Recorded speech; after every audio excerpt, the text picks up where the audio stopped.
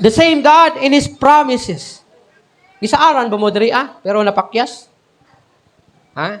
Klase-klase nga saad diri sa kalibutan. Pero ingon pa sa ubang istorya, gihimo ang saad aron pakyason. Pero ang Ginoo, gihimo ang saad aron tumanon. Kaya ang Ginoo pag musaad, dili og dili gayud kaniya pakyason. Numbers 23:19 o numero. Bisaya na, numero man siguro. Numero. 23:19 numeros. Ingon naman dito ang Dios dili tao, busad dili siya mamakak. Dili siya anak sa tao, busad dili mausab ang iyang una-una. Bisan unsay iyang gisaad buhaton gayud niya. Musulti siya og naghimo og nahimo kini. O si ang Dios dili sama sa tao nga mag-usab-usab ang una-una. Nagihimo ang saad aron pakyason. Ang Ginoo buhaton og buhaton gayud kun unsa ang iyang gisaad ngayang buhaton. Kung musulti siya, buhaton gayud niya. Sa diha nga misulti siya nga gihigugma niya ang kalibutan. Ibuhat niya pinaagi pagpadala siyang bugtong anak. Ingon ang Hebrehanon 13:5, dili ko gyud ikaw pagabiyaan ni pagkatalikdan. Saad na sa Ginoo. Kaya maunay gisulti sa pulong sa Ginoo. Ingon ang Matthew sa chapter 24, ingon siya, mahanaw ang kalibutan. Pero ang pulong sa Ginoo dili gayud mahanaw. Promise niya na. Mo na ang hagit sa ito sa ligan nato ang saad sa Ginoo kay dili mausab ang saad sa Ginoo. God keeps His word. Kabalo siya motuman sa iyahang gisulti kuno sa man ang gisulti diya kanimo. Dili siya kabalo nga mangatik. Dili siya kabalo mangatik pareha nato, pareha nimo. Dili pareha ang kanta pero atik ra. Bisaya bitaw, ba't kadungog na mo anak? Ang Ginoo pag musulti siya, dili na atik ra, kundi kana iyang gisulti. Dili aron pakyason, kundi aron tumanon. Promises do not expire with the year. Lami kayang saad sa Ginoo. Dili matapos bisan pag mahuman na ang tuig.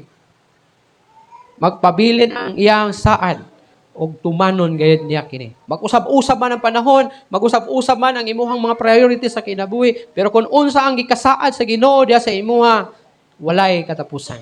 Dili ma-expire, dili mahuman, dili matapos. Di pareha sa panahon na mahuman ang matag tuig.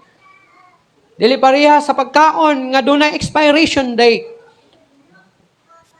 Dili pareha sa mga butang nga dunay expiration date. Ang bisan ka ng bangko nga plastic na expiration date. Sakyanan. Lain-lain ng mga butang bisan pag moingon tang bakal doon na expiration date. Kay mausab na sa paglabay sa panahon. Moabot man og 1,000 ka tuig or 100 ka tuig. Dunay katapusan tanan. Bisan ang kalibutan dunay expiration date.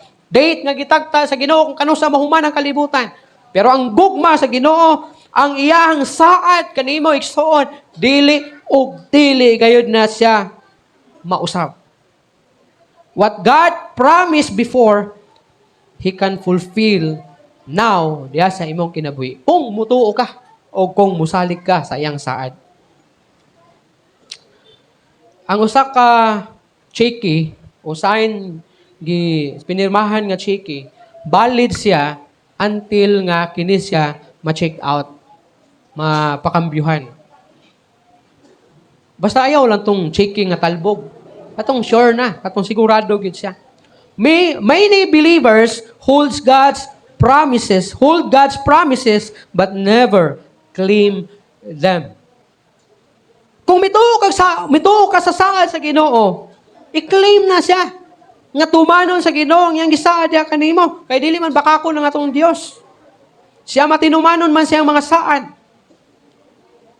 Stand on God's word, not circumstances. Igsuon mo ning hagit kanimo. Barog diha sa pulong sa Ginoo. Ayaw diha sa mga sirkumstansya sa imong kinabuhi. And believes God's promises for your family, for your ministry, and for the future. For your future. Isalig tanan na sa Ginoo.